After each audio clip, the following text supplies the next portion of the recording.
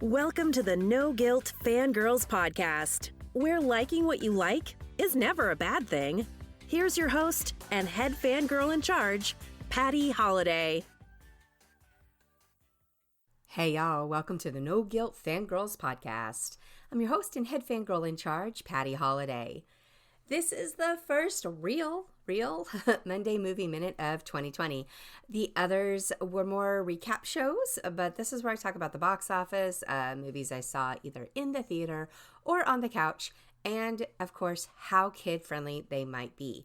This is important to me that parents have an idea of what's out there and why the movies are rated the way they are, or what exactly is in it that you might have concerns about. So I always try to put that in. Even if it's a rated R movie, I'm going to run it down for you specifically because there are some things I definitely let my children watch, and then there are things that I do not let them watch based on what's actually in the movie. So I do a lot of screening ahead of time before the family gets to see some of these movies. Now today I am starting off as I feel is my 2020 motto, playing catch up. There were a few movies on the 2020 Best Movie Oscar list that I wanted to see, but didn't for a variety of reasons. December was insane. January is just as insane, but I'm going to make it happen. I am trying to hit those up before the award show comes out on February 9th. I mean, that's like the Super Bowl for us movie nerds. And there's been too many years where I have not seen those Best Picture nominations, and I wondered, is it really the best picture or not? So I'm going to try to weigh in this year from a consumer standpoint, watch the movies, and at least that way I can judge the Oscar voters, but I can judge them with a little bit of background behind me, right? So that's what's going on. Now, one quick note, I'm watching all these award shows. I watch them all. I feel like we need a wrap-up discussion about them when they're all said and done. Kind of like, I don't know, maybe as a group, maybe award season will get its own fangirling episode because I can't keep up with it at this point, like for each one, because they come so fast and furious, at least they feel like they do. I just gave you a little tip of what else is coming with Fast and Furious, but we'll get there. But they have been fascinating so far to me, from the variety of nominations to who actually is taking home the statues, to, of course, the fun things like the speeches and the outfits. I love it all. I am Moira Rose in that sense that award season is my favorite season. All right, we'll get there, but that is not happening today, and I'm saying all this because the SAG Awards happened last night. Yeah, like I said, we'll get there. All right, so Oscar movies. I've seen The Irishman, Joker, Once Upon a Time in Hollywood, Ford v. Ferrari, and as of yesterday, I saw Parasite. So we're going to talk about Parasite today. And then we are also going to talk about a super non-Oscar winning, non-Oscar worthy franchise that has fallen into my fangirl fandom kind of in a weird way. And I am a little low-key obsessed right now with all of it. And that is, yep, you guessed it, the Fast and Furious franchise. I know. Super late to the family, but y'all still love me anyway, right? All right, we'll get there too. All right, first we're going to talk about the box office. And coming in at number 1 is Bad Boys for Life with $59 million this weekend, guys. I have not seen Bad Boys 3 yet. My husband and I sat on the couch and went ahead and watched Bad Boys 1 last night. Super 90s, but with an 80s feel to it. I don't know. It was a massive throwback time machine, but it was also fun to watch how far some of these actors have come in their career since 1995 when that movie came out. So anyway, Bad Boys 3 is out and it's doing well. I am definitely going to see this one. Doolittle is in the theater for kids. 1917, which is on, I don't think that's on the Oscar list. I believe that's on the Oscar. This is on my list of things that I have to watch that I have not yet. It was also on the list of I need to watch this, and I ran out of time this whole winter. Pretty much is what happened there. So 1917 Oscar nominated movie. Got to see that one. Jumanji, The Next Level is at number 4. Star Wars Rise of Skywalker, number 5. Just Mercy is number 6. Guys, go see this movie. Go see this movie. Go see this movie. I haven't seen it yet. However, every single person I have talked to has just absolutely raved about it. It's on the list. It's happening. Just Mercy. I'm already tearing up thinking about what happened because I have read the synopsis of it, and these are the kinds of stories that are so important to be told. So please support it at the box office, and let's change the world with movies like this, okay? Little Women is out. That's number 7. I have not seen Little Women, mostly because, wait a minute, I have seen it like 50 bazillion times. Guys, I'm tired of movies like Little Women being made over and over and over again. It is on the best Oscar list. That means I am going to go ahead and watch this. I'm just letting you know up front. I have been avoiding it on purpose. I have been. I know this one is told differently, and it's got a little bit of a change to it, and it's, more 2019, more up to date Little Women. Like, I get all of that. I've read the same responses too. I have friends that have gone and said it was a wonderful movie. I will go. I will probably enjoy it.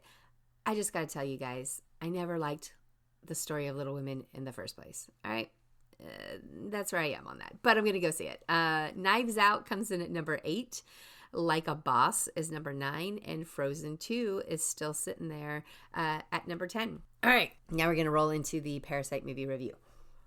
Parasite. Now this is a film that's kind of hard to describe. And I'm going to do it without spoiling anything because I feel like this movie does have some twists and turns to it that for the first time I was really appreciative that I did not spoil it for myself. I went in fairly blind on this one, mostly because I'm also very lazy right now and I had no time to dig and to find out a lot of details going in as to what happens in this movie.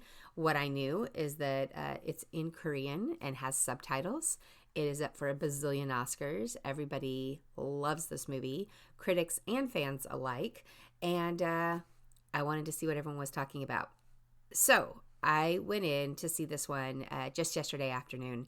And I don't know, maybe to describe it, I would call it a super dark comedy, maybe. There's definitely some humor and some comedy moments that even as somebody who doesn't speak Korean, I'm just reading the subtitles and watching the film, I laughed. I got it. I got the jokes. It plays well.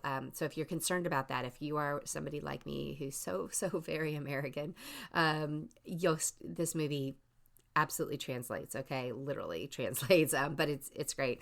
And then like a super dark comedy, maybe with a suspense, mild horror bent to it.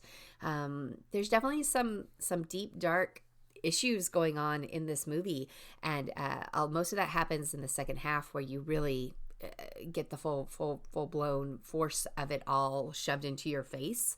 But yeah, that's probably how I'd describe it. The action of the movie centers on two families, the Kims and the Parks. The Kims are the have-nots, the Parks are the super rich have-alls. So it's a very obvious, clear as day, even somebody like me who's not that deep could pick up that this movie is about class warfare, that's the struggle that's going on here. Now, I appreciated the fact that it was spelled out early on. I didn't have to work to see what was being said in this movie. It was very obvious for me, and because I was already working with the subtitles and trying to make sure I could understand what was going on just in general, I appreciated the fact that they didn't make us, dig too deep into our psyche to kind of get the point of this movie, okay? While I know there's a lot of people who don't like it for that reason and probably are saying that it's too obvious. They didn't make it subtle enough. Look, for me, it helped me get on this train, okay, and help me keep riding it all the way to the end. Maybe I'm a lazy moviegoer over here, but I was already working to love it because of the Korean and the subtitles as it was, so cut me some slack, okay? This movie was so well crafted and beautifully shot and acted that the language barrier was not a barrier at all. I still got the jokes. I still laughed. There are some subtleties. Some of the acting just, it It was beautiful. Again, I'm trying to not give too much away. And it got my attention. I can see how and why exactly this landed high on all the awards list. Hashtag all the awards list. Definitely Oscar-worthy contender. I liked this one so much more than The Irishman, for example. So Parasite, definitely gets my vote over Irishman at this point.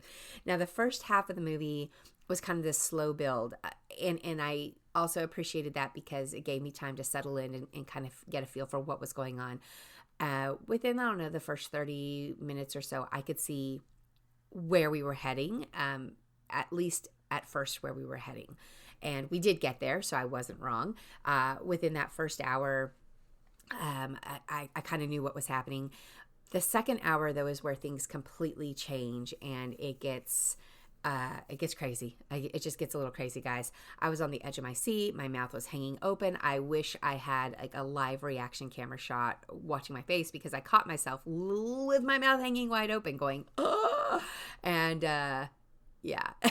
It definitely has those moments in it, and I don't want to give anything away, but it ended up being a very thoughtful, very interesting perspective. But like I said, it had a little bit of that suspense and horror to it. So yes, there was death and some dying and murder involved. Okay, there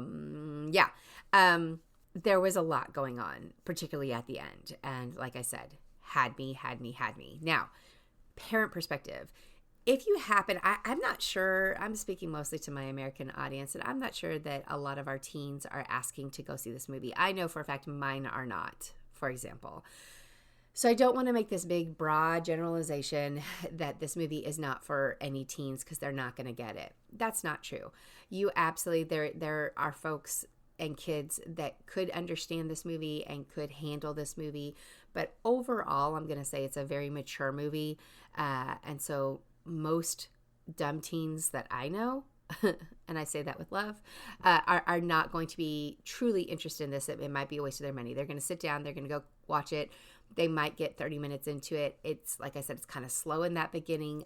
I wouldn't be surprised if they walked out, just because it does take a little while for the real action to kind of kick in. So again, I hate to be generalizing it, but I just want to warn parents that is something that if you have kids that think they're interested in this, maybe do a little digging, or maybe go see it yourself before they waste their money on it. Because I'm just not sure that most of the teens I know anyway. In fact, I know most of the teens I know would not really have any interest in sitting through this entire thing. It is rated R, so there is language, and even in Korean, it is subtitled nicely for you.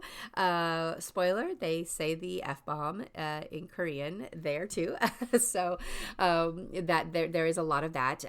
There is one fully clothed but super obvious and uncomfortable sex scene.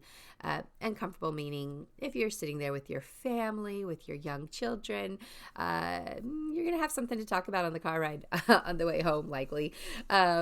There is also, death, blood, murder, all of that stuff happens. So there's definitely some gore to this, not crazy gore, but enough that you need to be aware of why this is rated R. I would say mostly it's the mature subject matter and the overall theme that is going into this more so than the individual elements.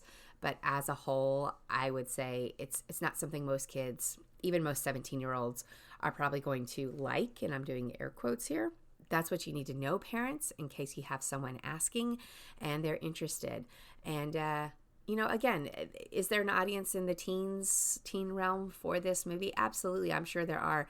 I'm just kind of saying in general, most kids who like things like, say the Fast and the Furious movies, which we're going to talk about next, probably are not the same target audience for Parasite, unless you're me and you like it all. All right. Now, I ended up really liking this movie. Like I said, I could see why it has landed on the Oscars and all these critics' lists. But, again, from a parental lens, I just can't even see. Even my oldest, who's a pretty mature kind of guy, I just don't see him wanting to go see this, I guess. And even if he did see it, I don't see it holding his interest that much, at least in that first hour. All right. So leave the young ones at home for sure. It is rated R for a reason and probably not for kids. All right. Now here's my quick take on the Fast and Furious franchise. I know you've been waiting for this since 2001, right? I know. So these movies started out in 2001. Where have I been? I was having babies in 2001. So maybe that's my excuse, is I wasn't paying attention to what was happening in the movie theater. And I missed this entire genre of this huge mega pop culture phenomenon, which is the Fast and the Furious franchise. If you are like me, and you're kind of curious about it, or you want to know if it's really worth your time, I'm just going to tell you what has happened here. What has happened here? I started slowly catching up. Now, if you remember, I saw Hobbs and Shaw this summer in the theater, and I reviewed it. I reviewed it from the perspective of, can you enjoy this even if you aren't part of the family? And I had a blast in this movie. I really enjoyed it. Had a great time in the theater, and honestly, that's how most of the rest of this franchise is. Now, there are some terrible, terrible movies in this franchise. I'm not going to sugarcoat it. There are also terrible, ridiculous moments inside of otherwise decent movies in this franchise. But I think that's what made it fun for me. I think that's why I enjoyed this overall body of work, and why I'm totally on board now with Fast and Furious. I'm going to have a whole fangirl episode on this, so I'll talk more about this later. I will save it, and we'll have a whole discussion. I'll find someone to come on. I think my friend Amira might be interested. She was laughing at me as I was posting things on Facebook the other day about Fast and Furious. So maybe I can get Amira to come on and talk about it with me. I don't know. I'll find somebody. But we're going to have to do a fangirl episode on this, because it deserves more than what I'm throwing at you right now. But what I want to point out here is that this is something that is the worst and the best all wrapped into one. It's ridiculous. It's popcorn flick to the nth degree. These movies are absolutely mindless, and I loved them. It sucked me in, and I was just all in. So we'll talk more about Fast and Furious later. But if you are looking for something new that you want to kind of obsess about, or something, a franchise that you want to delve into and you haven't watched any of these movies, go ahead and start with The Fast and the Furious. That's the first one from 2001. And then go from there and see if it gets you. It took me about 3 movies to kind of get into it, but I'm there now. And we'll come back to this discussion because I think it deserves so much more. All right, that's what I have for the Monday Movie Minute.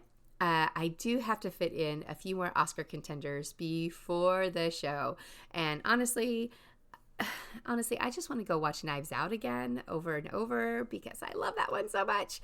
But I will keep you posted on what I make it to in upcoming episodes. And yes, I'll make myself go see Little Women. I know, I need to. Now this week on the rest of the podcast, there is going to be a fangirl episode of the Netflix series You. Hello, You. Jojo, why you gotta be this way? We're going to talk about You later on this week, and you'll want to tune into that. And then last week, I kicked off a Schitt's Creek Season 6 recap series. And I love this show so much. You know I do. I am teaming up with my pal Jamie. We're going to talk all about Schitt's Creek Season 6. We can't help ourselves, guys. It's just who we are, and we want to give some immediate feedback episode by episode. So obviously there's going to be some spoilers in that. If you are somebody that needs to hold off and not listen to those, I get it. But I just want to let you know, if you've subscribed, have you subscribed? Hit that subscribe button. Throw up those 5-star reviews for me. I super appreciate it. If you have subscribed and you see it, a little bit more action coming across your feed on your podcast player over the next I think this goes through April, next couple of months. That is why we are going to talk about Schitt's Creek every week. You can skip over those until you're ready. I get it. Not everybody is able to watch it right now, and not everybody likes spoilers. Totally understood. Not going to hurt my feelings. However, it's there for you if you are like me and need to talk about it immediately. Tune in on either Wednesdays or Thursdays.